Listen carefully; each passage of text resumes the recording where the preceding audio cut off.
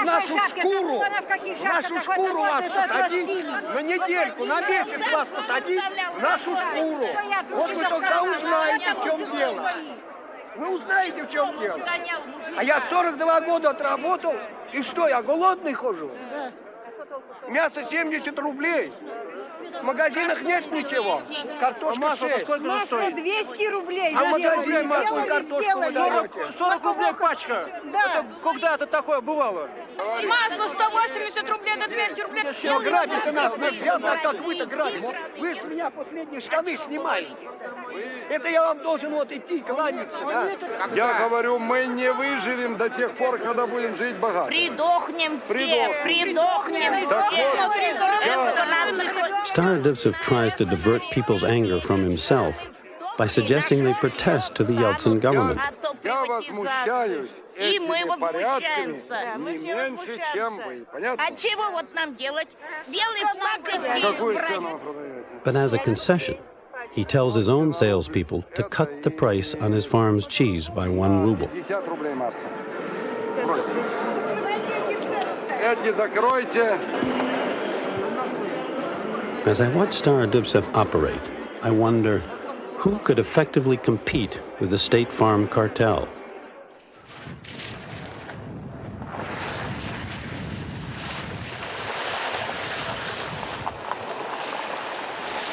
Star Dubtsov tells me there is a successful private farmer living not far from town.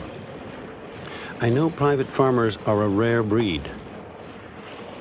There are several million farm workers in Russia, and only 40,000 have dared to risk operating their own farms. Here they are, two longtime rivals, Alexander Yozhikov, the private farmer, and Star Dubtsov, the state farmer. When Star Dubtsov worked here on the collective farm, as deputy in charge of production, he wouldn't give me land. So I took it to the courts, and we fought so hard. Where's your land now, I asked. Can you believe it? They gave me land 20 kilometers from here. But despite all the hardships, I work 15 hours a day. I'm a happy man. Yes, a real farmer like me. I'm not a renter. Everything here is mine. The livestock, the machinery, it's all mine. Star Dubtsov must be wondering what would happen to his monopoly if all his workers became farmers like Yozhikov. For now, Star Dubtsov has the big advantages. Yozhikov desperately needs to buy feed grain, but Star Dubtsov refuses to sell.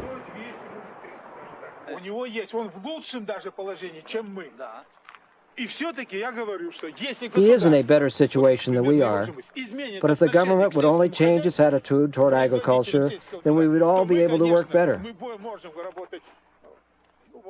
I don't want to brag, but if I had a mechanized farm, of course I could work well.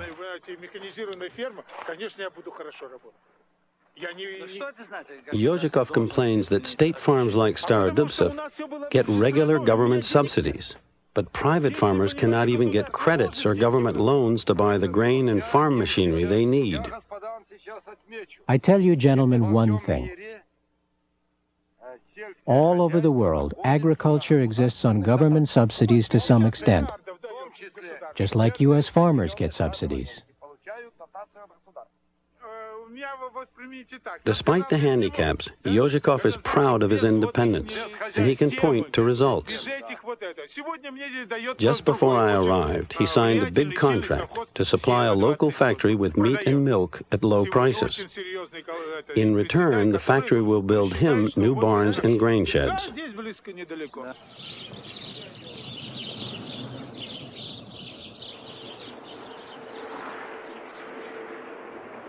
Star Dubtsov may be against private farmers, but he's not against making a profit. Back at his state farm, I learned that a young man who once taught judo here had made a small fortune as a private wholesale trader in Moscow. He's come back to see if he can make a deal with Star Dubtsov.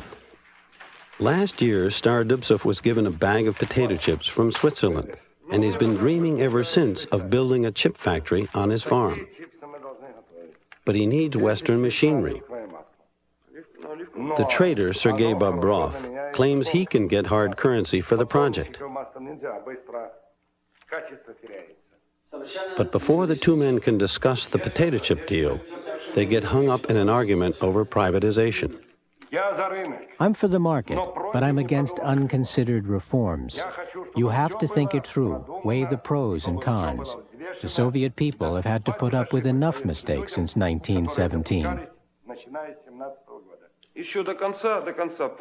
No, I don't think we've been given enough freedom. Many businessmen have money, but they're afraid to invest in industry or a business like this because they aren't sure that the land or the factory will be theirs. They're afraid tomorrow some bureaucrat will show up and say, "Excuse me, but the land isn't legally yours." You don't have to do everything fast. Issues should be well considered. Everything should be voluntary, not forced. It was hard for me to see how these two men could work together. They were worlds apart. Starodubtsev talks the old politics of welfare socialism. Bobrov talks the new economics. They have to give us everything right away. Land, turn everything into private property. If we don't solve the pricing problem, the people will explode.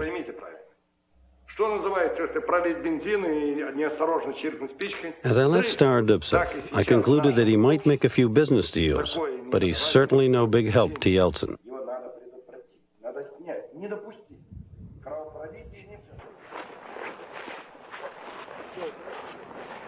Next, I went to the edge of Siberia, 2,000 miles east of Moscow. I wanted to see how industrial workers and managers at the legendary Uralmash machine plant are coping with their new freedom. In the winter of 1992, the factory square is dominated by New Year's decorations, a sign of change. Even the name of the city has changed, from Sverdlovsk to Yekaterinburg. When I was here in 1989, a huge billboard still carried a propaganda portrait of a Soviet hero worker.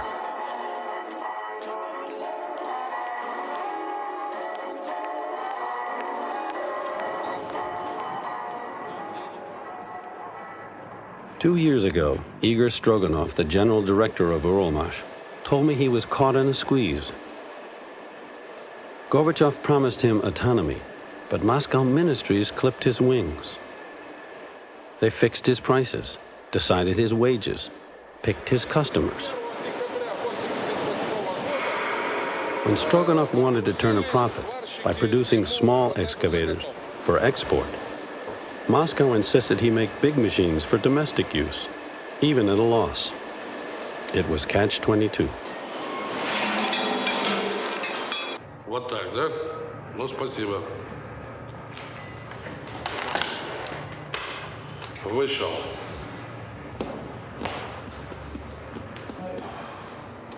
Last November, Stroganov died of a heart attack. A very frustrated man. Now his deputy, Boris Kotelnikov, sits in his chair as acting director. For 7 years, Stroganov told me, you and I have lived soul to soul, as Russians say. Let's get through these tough times together, and then we'll see. Today, Uralmash feels abandoned. The state still owns the factory, but the state no longer guarantees supplies of metal and industrial components, or even customers. One large section of the plant is idle.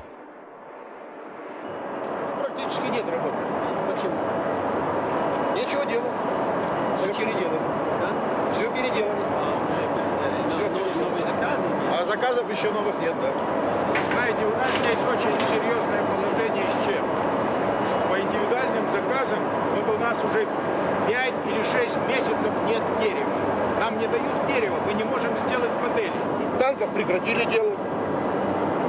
Танки прекратили делать. Слушай, а это что не обрабатывают? А это не заказ. Нет, нет, это хорошо, отливка есть, заказа нет. This is the Uralmash factory in Yekaterinburg, formerly Sverdlovsk. Kotelnikov is on the phone with one of his Ukrainian suppliers, who stopped shipping orders after Ukraine declared its independence last December. The breakup of the Soviet Union is playing havoc with the Russian economy. The Ukrainian supplier tells Kotelnikov that pipes shipped to Uralmash were stopped at the Ukrainian border and sent back, under the policy of President Kravchuk. What does Kravchuk say now? Kotelnikov has to adapt to survive, to find his own suppliers and barter his output for theirs. Things are awful here, just awful.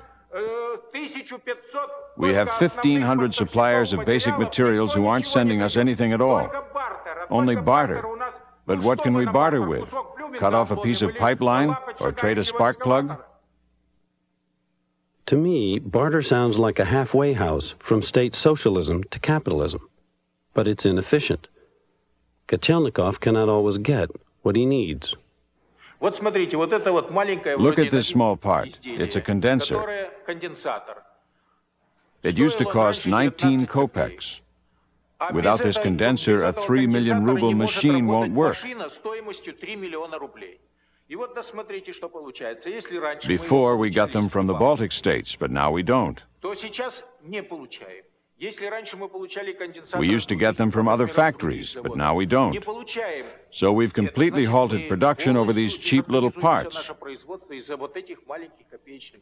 We have more freedom than we need, but unfortunately you can't make a condenser out of freedom. 2 years ago, the workers complained they were puppets of faraway bureaucrats.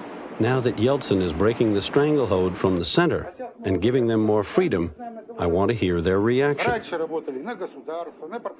We used to work for the government, for the party bureaucracy, for our Asian friends. Then they said, it's finally time to work for ourselves. That's the way things are going. But we don't know who we're working for now, for some boss somewhere.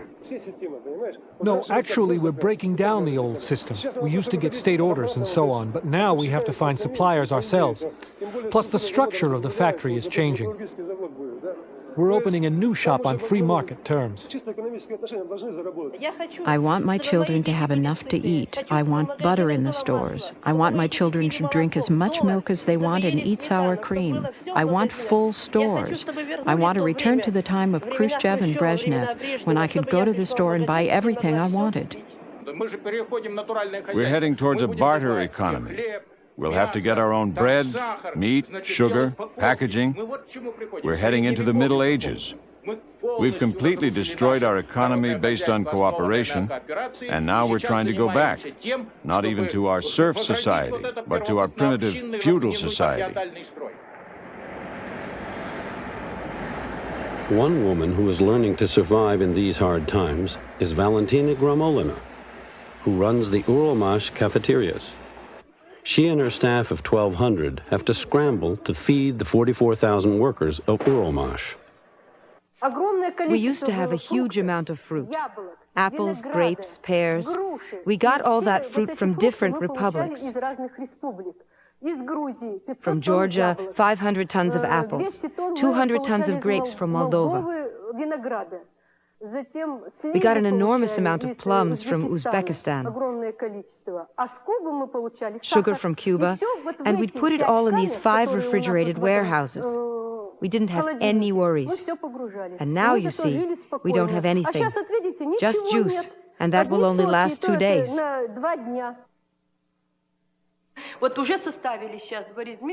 Kotelnikov and I have already drawn up a list of what I need. 15 mills, 40,000 washing machines, and 20,000 machine tools. You need all that? I need it to trade for food. You're a big trader. A big trader. I'll show you what I have in storage.